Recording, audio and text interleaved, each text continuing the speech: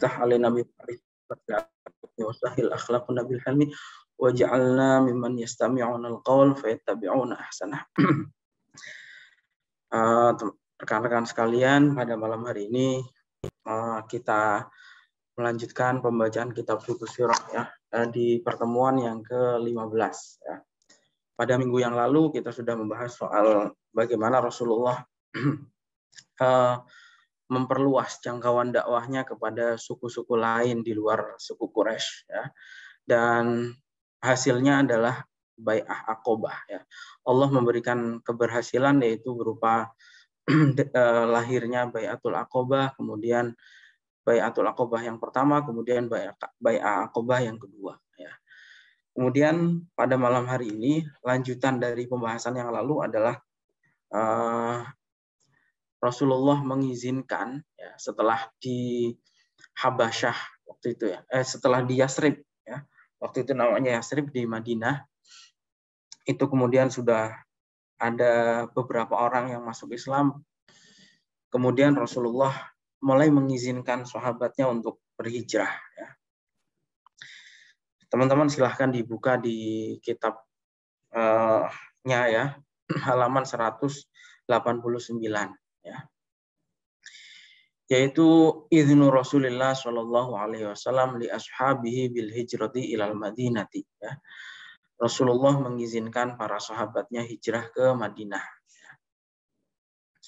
Jadi qala Ibnu Sa'ad. Jadi ini diriwayatkan oleh Ibnu Sa'ad dalam kitabnya.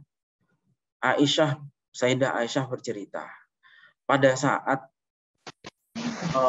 Islamnya atau masuk Islamnya 70 orang ya, dari orang-orang Yasrib sebagaimana dibahas pada pembahasan yang lalu, Rasulullah tentu berbahagia ya dengan masuk Islamnya 70 orang tadi itu.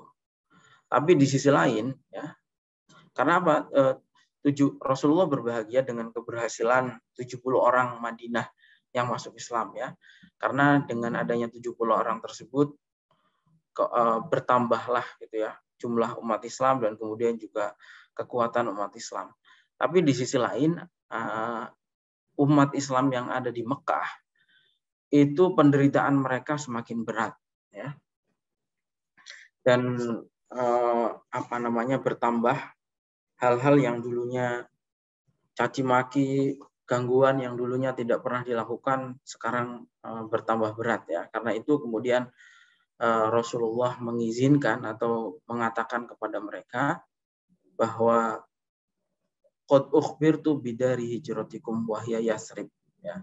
Saya, kata Rasulullah, sudah diberitahu tentang tempat hijrah kalian, yaitu Yasrib ya. Yasrib nama kota sebelum disebut dengan Madinah ya. Faman aradal khuruj falyakhruj ilaiha. Siapa yang ingin hijrah ke sana, kata Rasulullah, ya silahkan gitu. Silahkan pergi ke sana. Nah, kemudian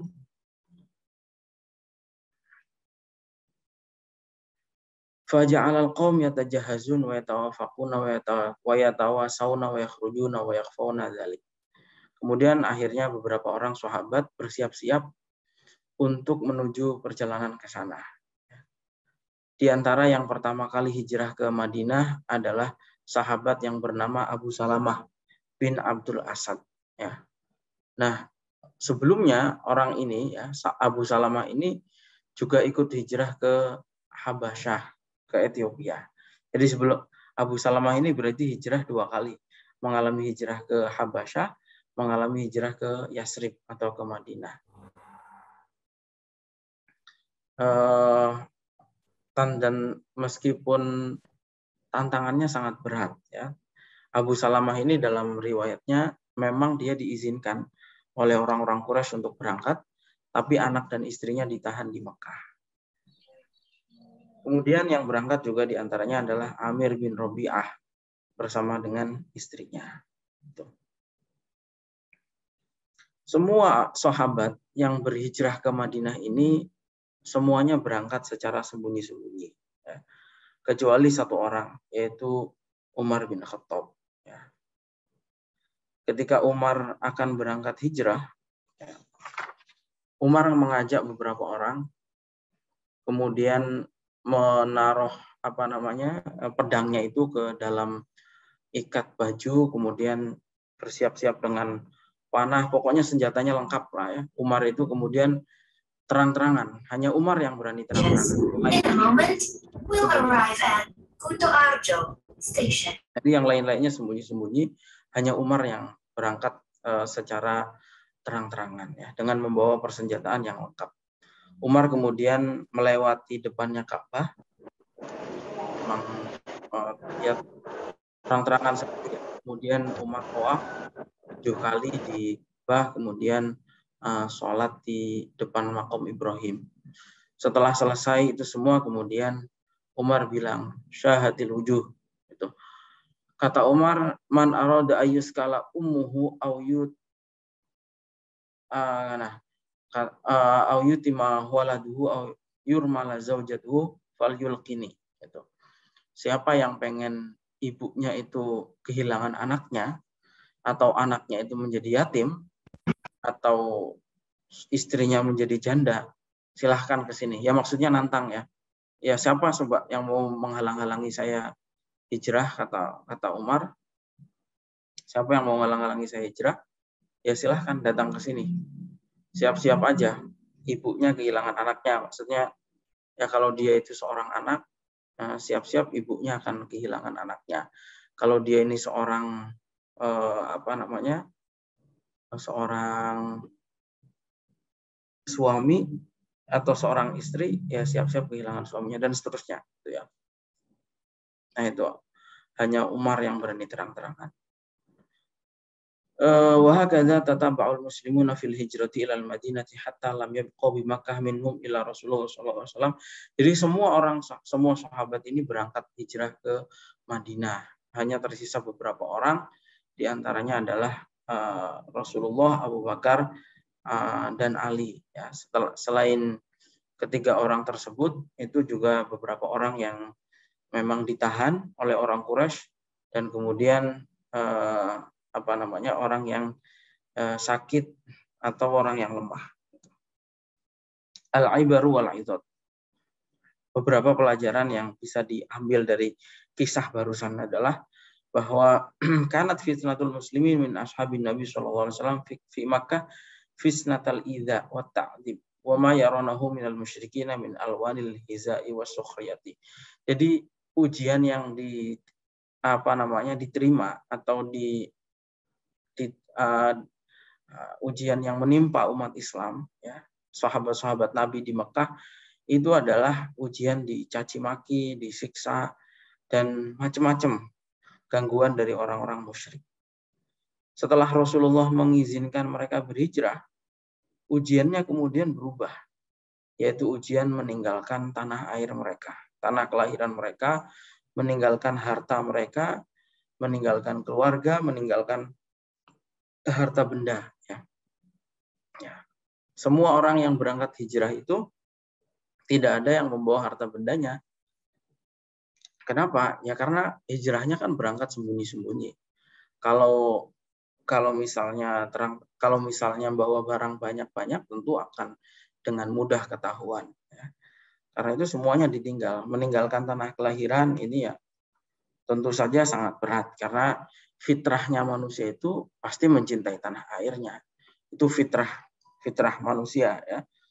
Gak usah dikasih dalil agama pun, meninggalkan tanah air itu pasti berat ya. Itu.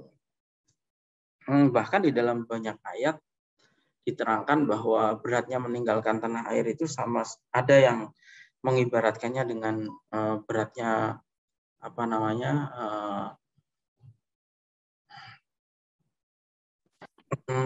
kehilangan nyawa dan seterusnya ya. Bahkan Rasulullah sendiri waktu akan berangkat hijrah kan sangat masyhur kisahnya, bagaimana Rasulullah itu pamitan kepada tanah Mekah sebagai tanah kelahirannya. Kata Rasulullah, seandainya kata Rasulullah, demi Allah gitu ya, engkau adalah tanah yang paling mulia di sisi Allah dan tanah yang paling aku cintai. walaula ahluka walaula ahlaka akhrajuni ma akhrajtu minki. Itu kata Rasulullah. Kalau seandainya penduduk Mekah itu nggak mengusir saya, ya, penduduk Mekah itu tidak mengusir saya, tentu saya tidak akan meninggalkan Mekah ini. Itu kata Rasulullah. Tapi meskipun berat, ya, tinggal di Mekah itu berat, gangguan dari orang-orang Quraisy, orang musyrik, meninggalkan tanah air, meninggalkan Mekah itu juga berat. Ya. Tapi mereka itu adalah walaqad kanu awfiya lidinihim mukhlishina li rabbihim. Itu. Tapi orang-orang para sahabat ini, orang-orang yang sudah beriman itu adalah orang-orang yang memang tulus dan ikhlas memperjuangkan agamanya. Itu. Dan mereka siap menerima ujian apapun. Itu. Sehingga ketika Rasulullah menyuruh mereka untuk mengizinkan mereka berhijrah, mereka pun semuanya berhijrah. Itu. Semuanya ditinggalkan. Kemudian ya gambaran seperti itulah kata penulis kitab ini adalah gambaran Muslim yang sebetulnya itu. Muslim yang siap mengorbankan apapun demi agamanya. Di sisi lain itu adalah sikap orang Mekah. Di sisi lain sikapnya orang Madinah juga tidak kalah baik dan tidak kalah besar perjuangannya. Mereka orang-orang Madinah ini siap mengikhlaskan atau merelakan sebagian rumahnya, sebagian hartanya untuk orang-orang yang baru datang dari Mekah. Orang-orang Ansor di Madinah ini merelakan sebagian hartanya, merelakan rumahnya, bahkan sebagian merelakan istrinya ya untuk diperistri oleh orang-orang dari Mekah yang memang berhijrah, istrinya ditinggal di Mekah itu. Seperti itu. Ya kisahnya masyhur lah ya. Nah, kemudian jadi orang-orang Madinah ini, orang Mekah ini baik, tulus dengan ujian apapun. Di sisi lain orang-orang Madinah juga mengorbankan atau menunjukkan ketulusannya juga dalam hal ukhuwah Islamiyah dan kecintaan atas nama Allah. Ikatan agama itu kan sebetulnya kuat, ya, mengalahkan ikatan nasab. Dulunya bahkan, ya, hukum waris itu dulu bukan berdasarkan kekeluargaan atau kekerabatan, tapi berdasarkan keimanan. Itu. Nah, dari kisah tadi ada beberapa hal yang bisa diambil pelajaran, paling tidak adalah dua hukum, ya, dua hukum syarat. Yang pertama adalah wujubul hijrati min daril harbi ila daril Islam. Ya, sebetulnya wajib hijrah. Ya, yang pertama adalah wajib hukumnya hijrah itu dari darul harbi, ya, dari negaranya musuh kepada negara Islam. Ya. Ya, itu.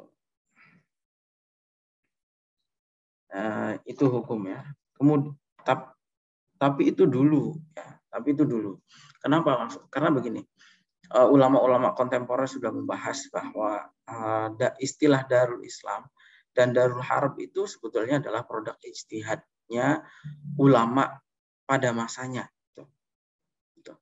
Tapi di dalam Al-Quran maupun hadis dan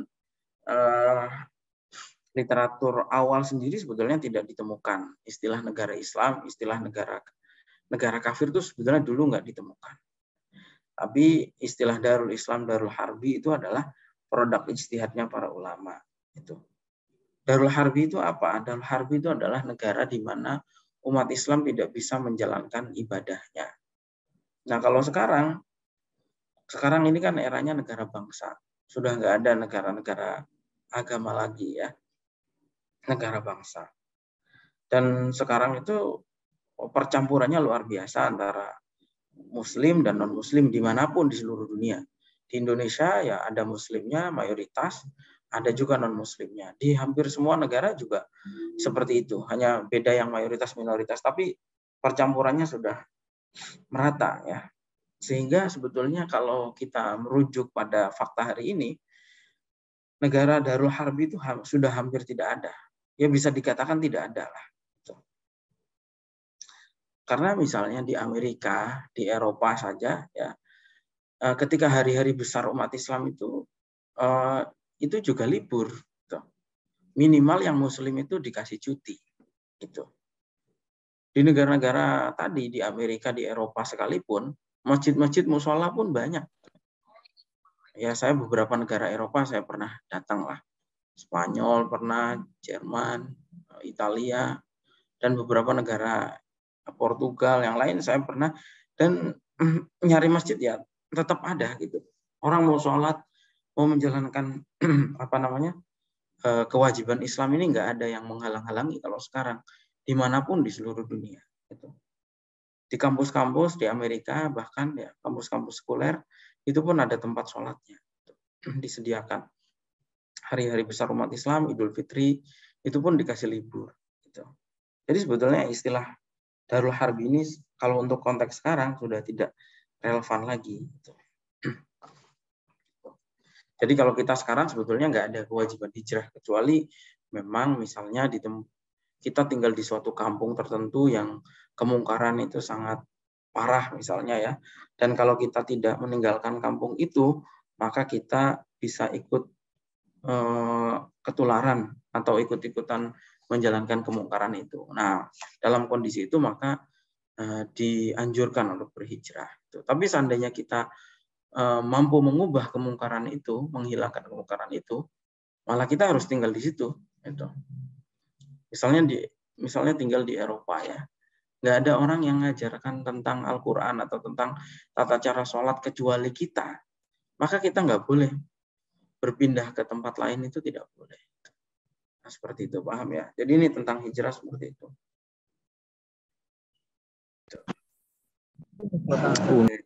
Dan kemudian yang kedua adalah pelajaran dari peristiwa di atas adalah keharusan untuk tolong-menolong antara sesama Muslim. Ya, terlihat dari bagaimana orang-orang Madinah menyambut orang-orang saudara-saudara Muslimnya dari Makkah. Seperti itu. Ini sebetulnya agak bertolak belakang dengan kondisi umat Islam hari ini ya, di mana sekarang itu ghiroh atau emosi keagamaan itu hampir tidak ada lagi ya. Coba Anda lihat, teman-teman lihat negara di Timur Tengah. Negara-negara di Timur Tengah itu banyak sekali yang mengalami kelaparan. Dan itu umat Islam ya. Padahal kalau kita lihat di Uni Emirat Arab, di Qatar, itu kan negara-negara kaya raya. Bukan hanya kaya raya lagi. Qatar itu penghasilan penduduknya itu salah satu yang tertinggi di dunia. Gitu. Di Uni Emirat kita lihat orang-orang hidup dengan sangat glamor dan seterusnya ya. Tapi tengok di sebelahnya, misalnya di Yaman ya. Di Yaman itu 60% penduduknya mengalami kelaparan. Dan seakan-akan sudah nggak ada lagi ghiroh, semangat kearaban, semangat keislaman itu seakan-akan sudah tidak ada. Ya. Jadi itu sangat bertolak belakang. Ya, Libya miskin dan lain-lain lah, banyak negara-negara Islam miskin. Di sisi lain negara-negara yang lain ya sesama Muslim itu hidupnya sangat berkecukupan, sangat berlebih. Gitu. Tapi nggak ada kepedulian untuk saling menolong. Padahal itu kewajiban. Baik. Kemudian berikutnya Hijratul Rasul Shallallahu Alaihi Wasallam. Sekarang kita akan membahas tadi hijrahnya sahabat, sekarang hijrahnya Rasulullah. Ja'a fi sihahis sunnati wa marwahu ulama usirati anna Abu Bakar radhiyallahu anhu lama wajadal muslimin qad tataba'u muhajirin ila al-Madinati ja'a yasta'dinu Rasulullah sallallahu alaihi wasallam wal akhir fil hijrah. Jadi ketika orang-orang sudah berangkat semua hijrah ke Madinah, Abu Bakar kemudian meminta izin kepada Rasulullah untuk ikut menyusul. Tapi kemudian kata Rasulullah, tunggu dulu, sabar. Karena saya masih nunggu izin, kata Rasulullah. Kemudian kata Abu Bakar, ya sudah kalau memang panjenengan menghendaki seperti itu, saya ikut. Gitu. Akhirnya kemudian Abu Bakar tidak jadi berangkat. Ya.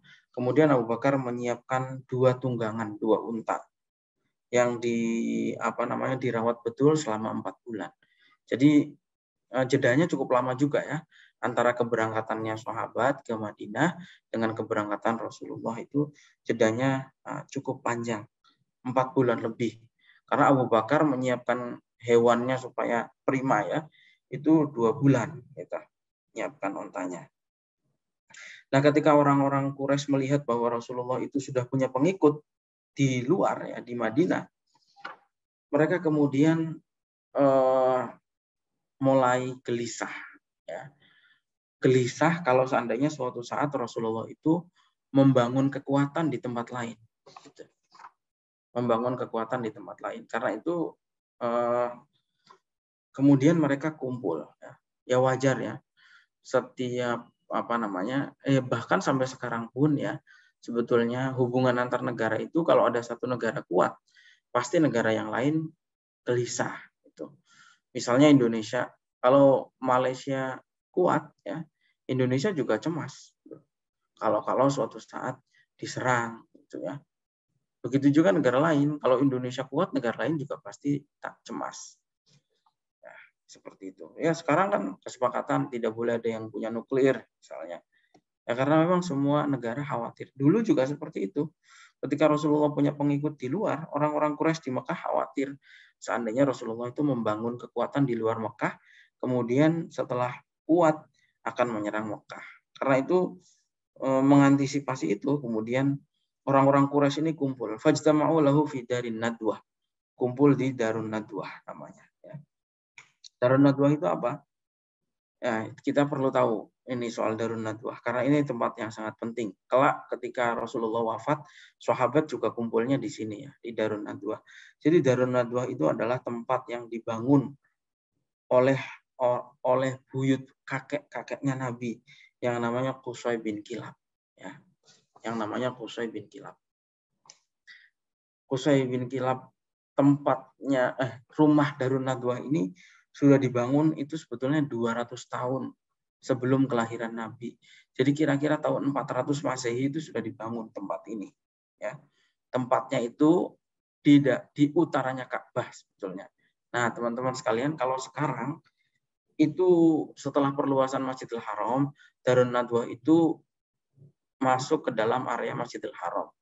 Dan nanti kalau teman-teman ziarah ke sana, itu lihat bab Darun Nadwah, pintu Darun Nadwah. Nah, itu dulu Darun Nadwah yang bersejarah itu dulu ada di situ. Nah, orang-orang Quraisy itu kumpul di Darun Nadwah. Mereka setiap kali memutuskan peristiwa-peristiwa penting selalu dilakukan di tempat tersebut. Ya. Mereka berunding harus melakukan langkah apa. Nah, kemudian ada yang berpendapat, ayo Rasulullah itu diikat saja. Ada yang mengatakan diusir saja. Ada yang mengatakan, oh dibunuh aja. Nah, akhirnya disepakati mau semua sepakat bahwa Rasulullah harus dibunuh. Nabi Muhammadnya harus dibunuh.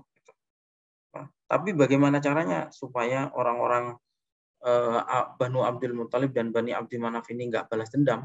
Akhirnya dari setiap suku itu diambil satu orang pemuda yang paling kuat. Dari suku ini diambil satu, suku ini diambil satu. Nanti sudah kesepakatan bunuhnya bareng-bareng. Karena kalau bunuhnya bareng-bareng, Bani Muthalib sama Banu Abdi Manaf kalau mau balas dendam itu mikir-mikir karena yang akan dibalas dendam banyak gitu. Seperti itu. Jadi ini cara-cara yang sebetulnya juga sampai sekarang masih dilakukan sebetulnya ya. Kalau kita lihat eksekusi mati ya di Indonesia lah yang terutama ya. Itu kan biasanya juga regu tembak. Jadi yang nembak tuh tidak satu, tapi regu gitu. Supaya nantinya ya mungkin supaya nggak wallahu alam lah, supaya nggak balas dendam, supaya apa seperti itu. Tapi kalau untuk kasusnya Nabi dulu itu supaya Banu Abdul Muthalib dan Banu Abdi Manaf ini tidak balas dendam. Karena semua suku ikut terlibat melakukan. Gitu. Tapi kemudian Rasulullah diberitahu oleh malaikat Jibril ya, tentang rencana orang-orang Quraisy itu untuk membunuh Rasulullah. Akhirnya Rasulullah bergegas menyiapkan berangkat untuk hijrah dan kemudian diizinkan ya. Turunlah wahyu bahwa Rasulullah sudah diizinkan untuk berhijrah gitu. siang-siang Rasulullah mendatangi rumahnya Abu Bakar. Abu Bakar kaget. Nggak biasa-biasanya Rasulullah siang-siang. Biasanya kan kalau pagi, sore, itu. Pagi atau sore kalau datang itu. Tapi ini kok siang hari. Gitu.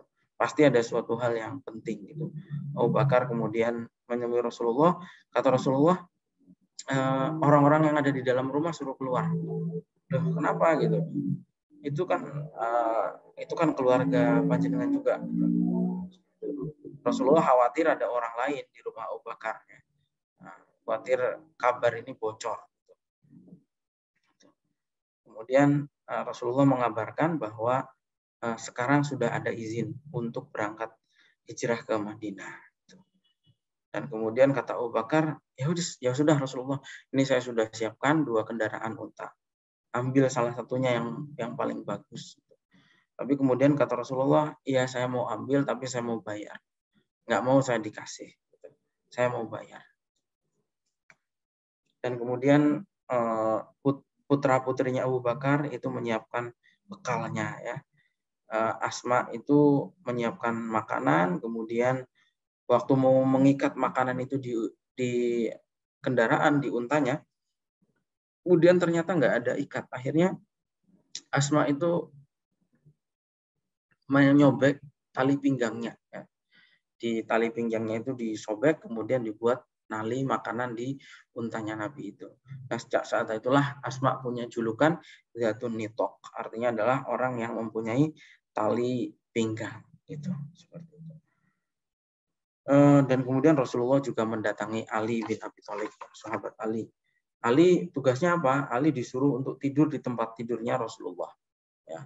Kemudian setelah tidur di tempatnya Rasulullah, Ali menggunakan selimut yang digunakan oleh Rasulullah. Sehingga orang-orang Quraisy menyangka bahwa Rasulullah itu masih ada di dalam, sedang tidur. Padahal Rasulullah sudah keluar. Abu Bakar juga menyuruh anaknya Abdullah untuk mencari kabar. Jadi kalau sekarang ini ya jadi agen Intel lah. Abdullah ini anaknya Abu Bakar suruh jadi agen Intel ke Mekah. Jadi Rasulullah sama Abu Bakar berangkat sembunyi di Gua Sur. Di Gua Sur ini selama 3 hari. Ya. Kemudian Abdullah anaknya setiap pagi subuh disuruh berangkat ke Mekah untuk nguping, ya, untuk mencari kabar ada kabar apa di Mekah itu, pembicaraan apa. Jadi zaman Nabi, zaman itu juga sudah ada ya, Intel itu sudah ada, ilmu intelijen itu sudah ada, sudah dipakai. Bahkan untuk menghapus jejak-jejak jalannya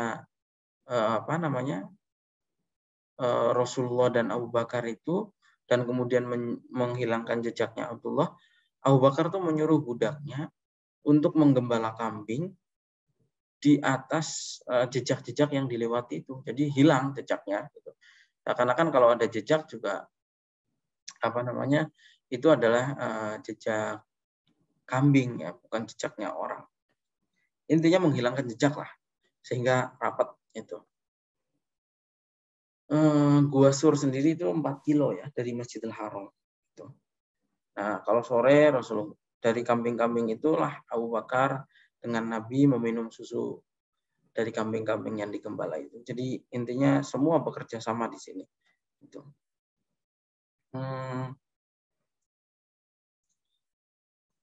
Jadi ketika pada malam hari sekiranya Rasulullah tadi sudah berangkat siang ya. Malam harinya itu orang-orang Quraisy berkumpul di depan rumahnya Rasulullah. Mengira Rasulullah masih tidur di dalam rumah, padahal yang tidur di situ itu adalah Ali. Ya, intinya terus kemudian kecewa. Di dalam riwayat yang lain Rasulullah ketika Rasulullah keluar rumah, sebetulnya orang-orang Quraisy sudah ada di situ. Kemudian Rasulullah membaca awal surat Yasin itu sambil menaburkan debu, dan seketika itulah orang-orang Quraisy ini nggak bisa lihat Rasulullah keluar. Ya. Bahkan semuanya tertidur. Nah, kemudian ketika sampai di Gua Sur, Abu Bakar masuk duluan. Ya. Abu Bakar masuk duluan ke dalam gua, memeriksa dalamnya gua. Barangkali di dalam itu ada hewan buas atau ada ular. Biar intinya kalau sekarang disterilisasi lah kayak gitu ya bahasa sekarangnya. Gitu. Jadi zaman dulu pun itu sudah dilakukan ya. Kalau ada hewan buas atau ular biar yang kena Abu Bakar, jangan sampai yang kena itu Nabi gitu. Nah, ketika Abu Bakar dan Nabi sudah ada di Gua Sur, orang-orang Quraisy kemudian kecewa gitu.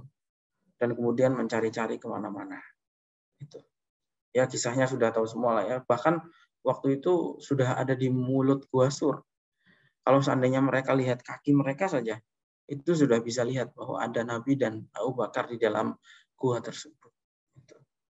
Tapi ya karena Abu Bakar waktu itu ketakutan. Gitu. Takut kalau sampai terlihat terus gimana. Gitu. Tapi kata Nabi, udah tenang saja. Kata Nabi, kita ini berdua, yang ketiga adalah Allah. Seperti itu. La tahzan, ya, terkenal kalimatnya ya. La tahzan innallaha ma'ana. Nah, Nabi dan Abu Bakar sembunyi di Gua Sur ini selama 3 hari. Dan ketika sudah 3 hari, datanglah kemudian penunjuk jalannya, yaitu Abdullah bin Uraikid. Ini seorang musyrik dan menjadi salah seorang yang non-muslim yang berjasa dalam kehidupan Nabi. Ya. Abdullah bin Uraikid ini yang menjadi penunjuk jalan. Nah, itu jalur-jalur tikus supaya tidak ketahuan orang-orang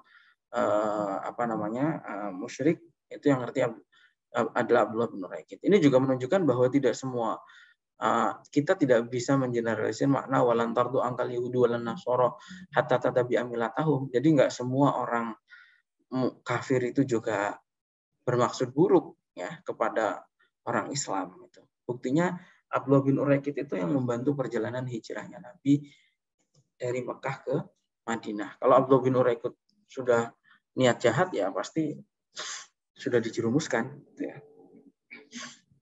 Nah, kemudian ada juga peristiwanya Suraqah. Ya, kita semua sudah tahu lah. Jadi nggak usah ini ya. Suraqah ini orang yang bermaksud untuk mengejar Nabi karena waktu itu orang Quraisy sayembara. Siapa yang bisa menemukan Nabi Muhammad dalam keadaan mati atau hidup, hadiahnya 100 ekor unta. Kemudian Suraqah inilah yang nemu sebetulnya, ketemu tapi tidak berhasil. Kudanya lagi-lagi terpeleset. Jatuh lagi, sampai akhirnya masuk Islam. Bahkan Suraqah inilah akhirnya melindungi Nabi. Gitu. Jadi pagi berangkat niat mau membunuh Nabi, sore berubah melindungi Nabi. Gitu. Ya, kalau sudah hidayah, ya seperti itu ya. Nah, kemudian Qudumu Quba. Nabi kemudian sampai ke Quba. Setelah perjalanan berapa hari? Ya, konon 14 hari. Ya. Naik unta dari Makkah ke Madinah, kemudian sampai ke Quba. Nah, di Quba itu Nabi 4 hari. Tinggal di Quba.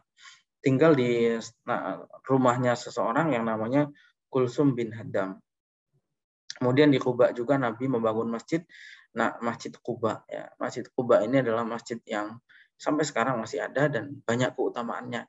Di antaranya kalau sholat di sana hari Sabtu kalau nggak salah itu pahalanya sama dengan pahala umroh.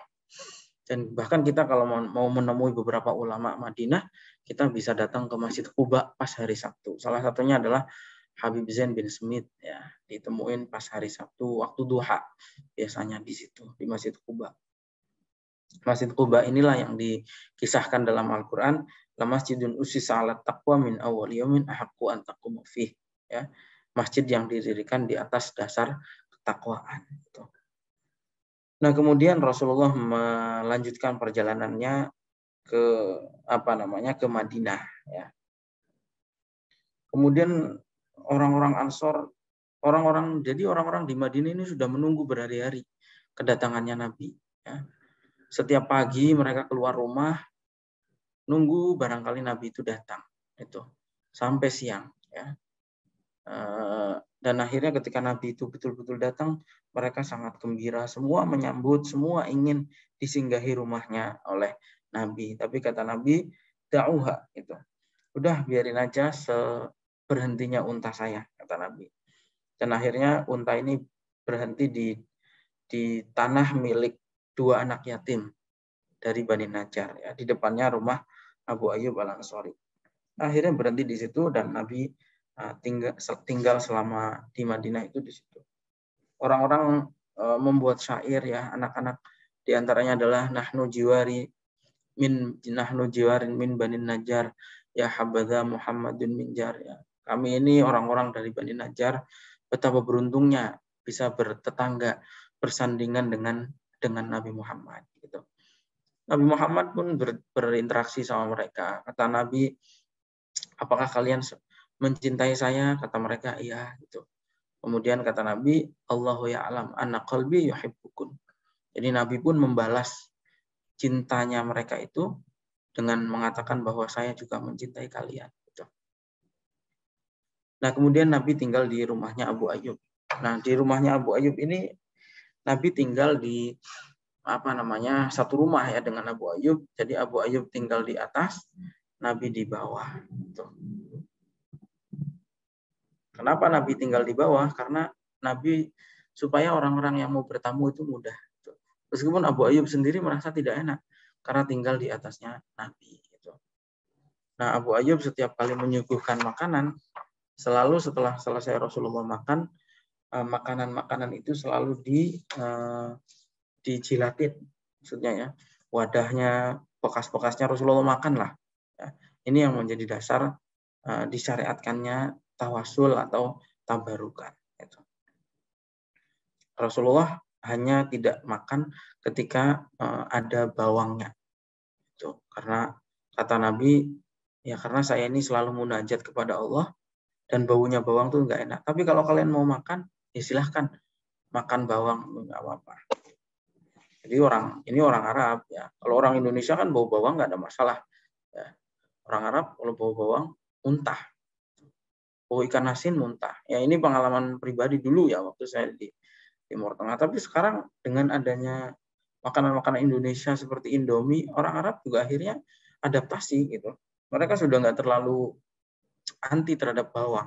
Kalau dulu anti ya, baunya bawang tuh nggak enak, bisa muntah mereka.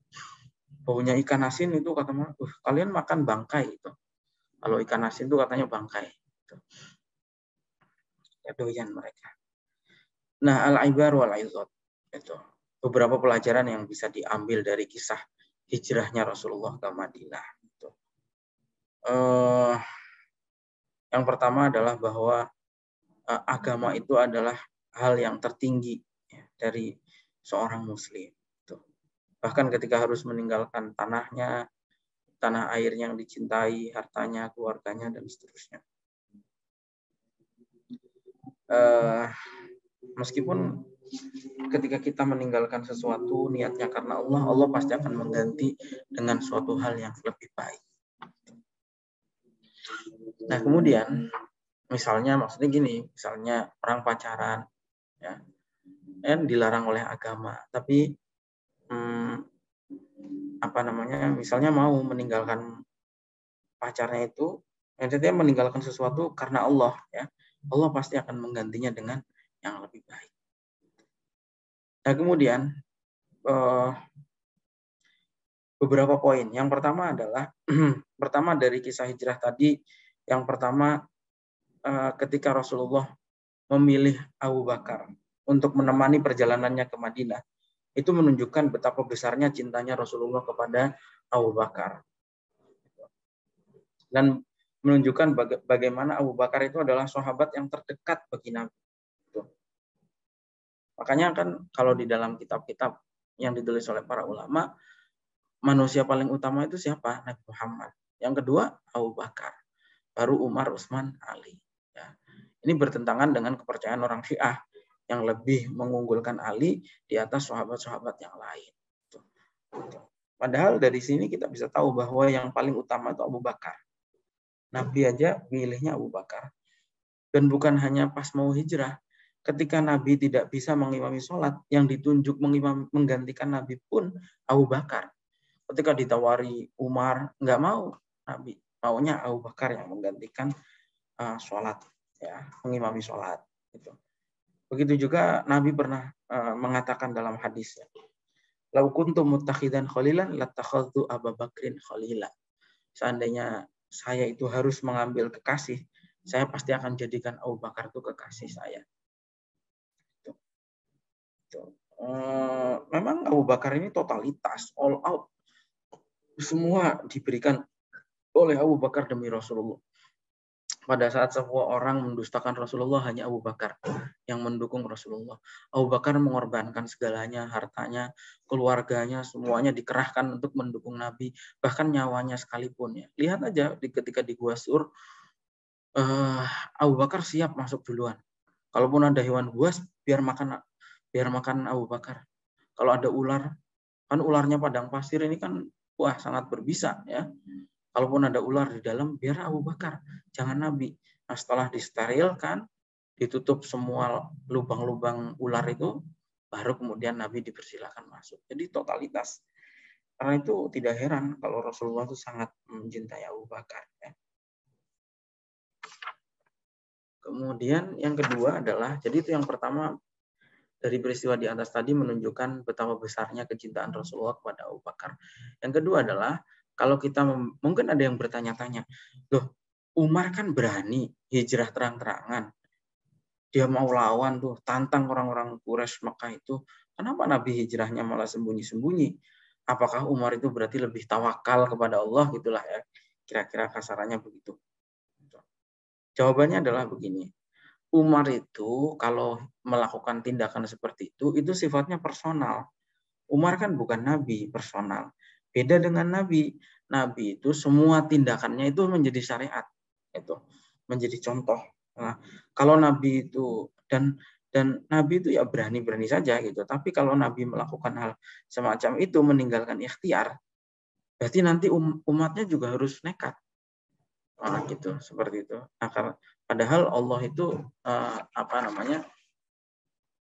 padahal Allah itu selalu memberikan sesuatu dengan asbabnya. Jadi seperti itu ya. Karena Nabi ini yang tindak tanduknya menjadi syariat, karena itu perilakunya Nabi itu harus bisa ditiru oleh umatnya. Jadi bukan berarti Nabi itu takut, bukan berarti ketika Nabi itu berangkat hijrahnya sembunyi-sembunyi itu Nabi takut. Ya. Yang takut tuh Abu Bakar sebetulnya. Tapi kalau Nabi kan semua sikapnya tenang. Ketika di gua Abu Bakar takut, Nabi menenangkan. Ketika dikejar oleh Warokoh, Abu Bakar takut, Nabi menenangkan. Kata Nabi gini, sudahlah Abu Bakar, zat yang menyuruh saya hijrah ini pasti juga menjamin keamanan saya. Seperti itu. Ya, kemudian yang ketiga adalah ketika Ali itu berangkatnya itu terakhir. Kenapa Ali itu terakhir? Karena oleh Nabi Ali ini dititipi barang-barang. Jadi gini, Nabi itu dikenal sebagai orang yang terpercaya sebelum diangkat menjadi Nabi. Ya. Karena itu orang-orang Quraisy ketika pergi berdagang berbulan-bulan, harta-harta berharga itu loh, barang-barang penting itu dititipkannya kepada Nabi. Nah waktu itu Nabi itu masih ada barang-barangnya orang-orang Quraisy. Karena itu Ali kata Nabi kepada Ali, ini kembalikan kepada orang-orang yang nitip. Nah, seperti itu. Nah, dari sini kita bisa tahu bahwa sebetulnya orang-orang Quraisy itu tidak betul-betul percaya bahwa Nabi itu pembohong. Ya kalau nganggap Nabi itu pembohong, berkhianat, gak amanah, ya buat apa nitip barang-barangnya kepada Nabi? Gitu. Semata-mata orang-orang Quraisy itu nggak beriman karena takaburnya. Gitu. Tapi kalau soal kejujurannya Nabi, semua mengakui. Gitu. Seperti itu ya. Gitu. Yang keempat adalah dari kisah tadi kita juga dari kisahnya Abdullah bin Abu Bakar, Asma bin Abu Bakar, Aisyah bin Abu Bakar, kita tahu bahwa pemuda ini perannya sangat penting. Ya. Kan tadi semua punya peran.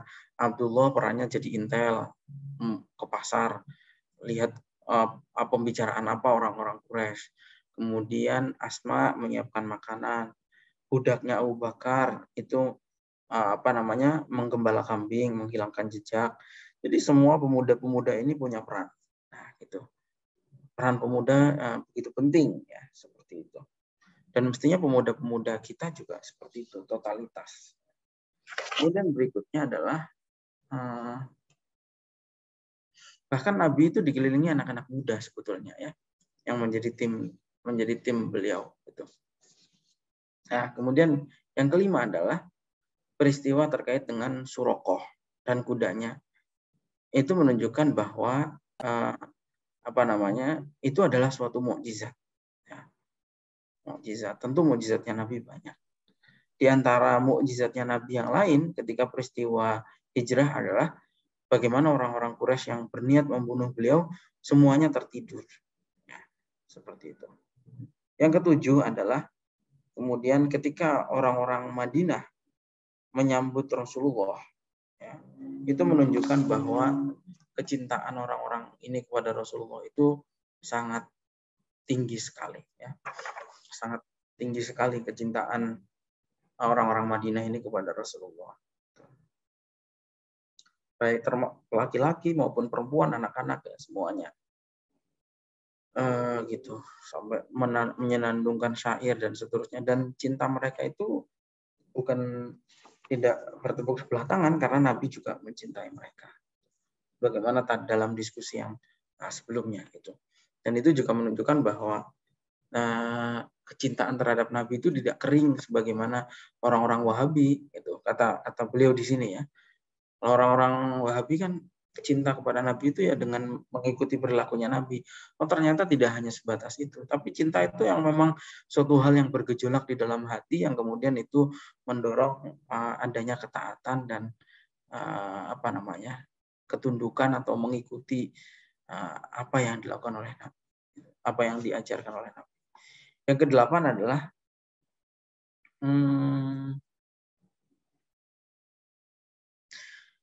ketika Nabi tinggal di rumahnya Abu Ayyub Al-Ansori. Tadi ada peristiwa Abu Ayyub itu ketika Nabi selesai makan.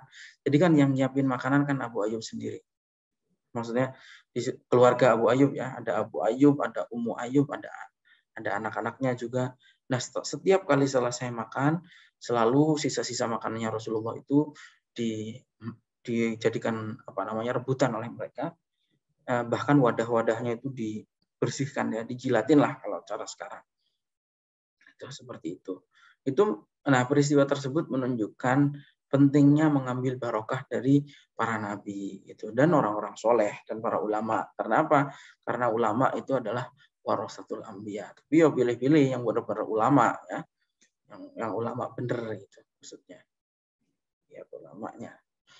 Yaitu masyru'. Idzan fatabarruku bi asari Nabi sallallahu alaihi wasallam amrun masyru'un qad aqarrahu. Dan Nabi ketika melihat itu, ya Nabi enggak mengingkari itu. Seperti itu. Dan sebetulnya bukan hanya Abu Ayyub yang tabarukan kepada Nabi. Yang lain-lain juga begitu. Misalnya adalah Ummu Salamah.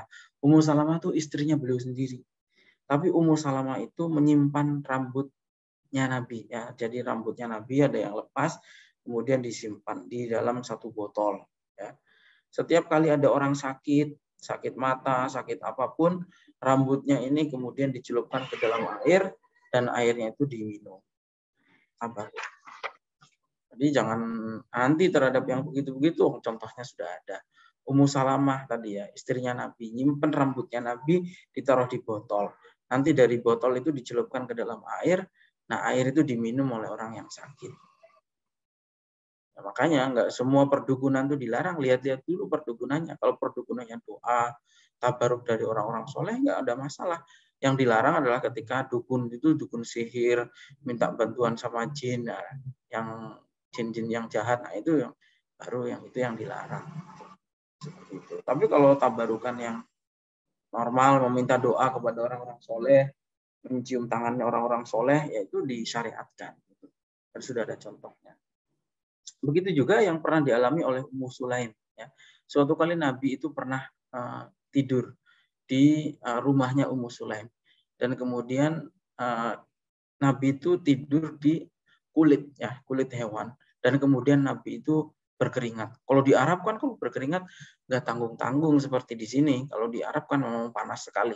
Keringat itu di baju sampai diperas, bisa diperas. Nah, kemudian keringatnya Nabi itu kemudian disimpan oleh Ummu Sulaim. Ketika Nabi melihat itu, Nabi tanya, "Ma tasna'ina ya Ummu Sulaim?" "Loh, kamu ngapain? Kok keringat kok melakukan itu, ya, memeras keringatnya, jadi bekas tempat tidurnya beliau itu diperas, kemudian Nah, kemudian kata Muslim, ya Rasulullah, narju barakatahu li sibyanina. Wahai Rasulullah, saya mengharapkan berkahnya. Ini untuk anak-anak. Kemudian jawab Rasulullah, asobti.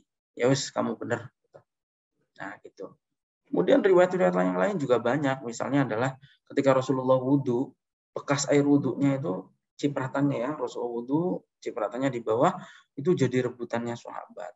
Itu diminum oleh para sahabat. Nah, itulah yang terjadi pada Nabi. Itu. Ini berbeda dengan pendapat yang beliau ngasih footnote tuh. Di halaman 206 tuh ada footnote. Ini berbeda dengan pendapatnya ulama Wahabi yang namanya Nasiruddin Albani. Karena menurut Albani, hadis-hadis seperti itu sudah nggak ada fungsinya. Kata beliau, dasarnya apa gitu. Nah, ucapan seperti Albani mengatakan bahwa hadis seperti itu sudah tidak berfungsi itu sangat berbahaya. Kenapa? Karena semua hadis itu, ucapan maupun perbuatannya Nabi itu mengandung syariat. Dan itu sampai hari kiamat. Berlaku sampai hari kiamat. Bisa dihapus kalau memang ada nas lain dari Al-Quran maupun hadis. Tapi selama tidak ada nas, ya teks tersebut tetap berlaku. Kan nggak mungkin kita ini berani menghapus hadis. Hadis ini sudah nggak berlaku. Kita ini siapa? Albani ini siapa? Itu. Nah, seperti itu. Selama tidak ada ayat Al-Quran maupun hadis lain yang menasakh, maka hadis tentang tabaruk ini juga tetap dipakai sampai hari kiamat. Itu kata beliau. Seperti itu ya. Ya, makanya kita tabaruk, tawasul. Fa idza kana hadza sya'nu tawassul bi asari al-madiyah, fa kayfa bi tawassul bi manzilatihi indallahi jalla jalaluhu. Kalau tawasul dengan benda saja boleh, apalagi tawasul dengan zatnya beliau. Maksudnya kita berdoa kemudian bihaqqi habibika sayyidina Muhammadin sallallahu alaihi wasallam misalnya. Allahumma inna nas'aluka bijahi sayyidina Muhammadin gitu misalnya. Itu kan namanya tawasul. Nah, kalau tawasul dengan benda saja boleh, apalagi dengan kebesaran nama beliau, namanya Nabi ya gitu. Lebih-lebih gitu maksudnya lebih boleh gitu. Nah, tawasul dengan tabaruk kata beliau sama saja, ala maknan wahidin ya. Lihat tuh di paragraf bawah ya. Fatwa tawasul wa tabaruk kalimatani tadullani ala maknan wahidin. Tawasul dan tabaruk itu maknanya sama, yaitu adalah mencari kebaikan maupun barokah dari orang yang ditawasuli. Itu seperti itu. Wa kana min tawassul bi jahihi sallallahu alaihi wasallam indallah wa tawassul bi asarihi aw fadlatihi aw siyabihi afradun wa juz'iyatun dakhilatun tahta naw'in syamilin huwa mutlaqut tawassuli alladzi thabata hukmuhu bil ahadits shahihah. Dan ini dasarnya adalah hadis-hadis sahih itu. Wal naktafi min ta'liqina ala qissati hijrati sallallahu alaihi wasallam inda hadzal qadar. Udah cukup segini pembahasan tentang hijrah pada malam hari ini. Lina tahaddas ba'da dzalik anil a'mal al-jalilah allati bada'a yaqum biha sallallahu alaihi wasallam fil mujtama'il jadid fil Madinatil Munawwarah. Minggu depan ya atau pembahasan setelah ini ya akan membahas soal apa kemudian bangunan atau fondasi-fondasi yang ditanamkan oleh Rasulullah ketika Rasulullah pertama kali hidup di Madinah. Insya Allah kita akan bahas pada hari Rabu yang akan datang, ya misalnya membangun masjid, kemudian mempersaudarakan muhajir dan ansor dan seterusnya. Ya. Baik untuk pembahasan malam hari ini cukup ya. Intinya adalah ini peristiwa yang penting juga dalam tahapan kehidupan Rasulullah yang tentu adalah menjadi bagian penting dari hijrah Islam, bagaimana sahabat itu hijrah ke Madinah dan bagaimana kemudian proses Rasulullah menyusul, dan ada beberapa poin penting dari pelajaran hijrahnya Rasulullah ke Madinah yang tadi sudah kita ulas bersama. Barangkali dari teman-teman ada yang mau menyampaikan sesuatu, silahkan. Pertanyaan atau apapun, silahkan. Kalau tidak ada cukup. Di chat ada apa ini? Melihat fenomena hijrah saat ini, bagaimana pendapat? Ya kalau hijrah saat ini ya nggak ada kaitannya sama sekali dengan hijrahnya Rasulullah.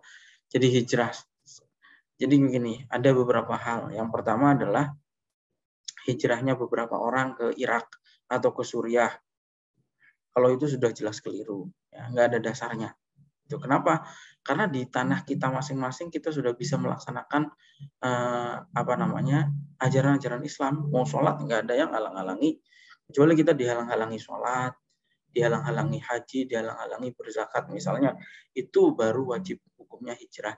Tapi kan di sini kan aman-aman saja, nyaman-nyaman saja, sehingga tidak ada sebetulnya keharusan. Apalagi hijrahnya ke wilayah yang nggak jelas seperti Irak, Suriahnya itu ya, negara yang perang kayak gitu. Jadi nggak relevan. Kemudian yang kedua, kalau terkait hijrahnya ini hijrah tren, hijrah yang ngetren sekarang, bukan hijrah fisik tapi hijrah yang lifestyle lah. Kalau sekarang itu kan hijrah menjadi lifestyle. Tadinya orang ini nakal, tadinya preman, bertato dan seterusnya, kemudian tiba-tiba hijrah. Ya kalau hijrahnya konteks dari keburukan menuju kebaikan nggak ada masalah. Silahkan saja. Tapi ya catatannya adalah catatan dari fenomena yang ada itu adalah kebanyakan orang itu kelirunya ketika hijrah, kemudian setelah hijrah, maksudnya setelah merasa dirinya hijrah ya, itu kemudian merasa dirinya paling baik, dan kemudian orang-orang yang belum hijrah itu adalah orang-orang jahat. Nah, kalau itu sudah masuk takabur, padahal takabur itu dosa yang paling besar. Nggak ada artinya apa-apa. Dan bahasa yang benar sebetulnya untuk hijrah, fenomena hijrah sekarang itu taubat. Karena kalau istilah hijrah itu nggak ada sebetulnya. Istilah hijrah itu maksudnya untuk menggambarkan fenomena yang seperti ada di tengah-tengah masyarakat kita, sebetulnya istilah yang pas itu taubat. Orang dari nakal, taubat. Menjadi ahli ibadah, misalnya. Nah, itu taubat yang benar itu. Bukan istilahnya itu, menggunakan istilah hijrah. Seperti itu ya. Mudah-mudahan bisa dipahami, mudah-mudahan manfaat. Insya Allah kita sambung lagi pada hari Rabu yang akan datang. Ya. Assalamualaikum warahmatullahi wabarakatuh. Waalaikumsalam warahmatullahi wabarakatuh. Waalaikumsalam. Waalaikumsalam warahmatullahi wabarakatuh.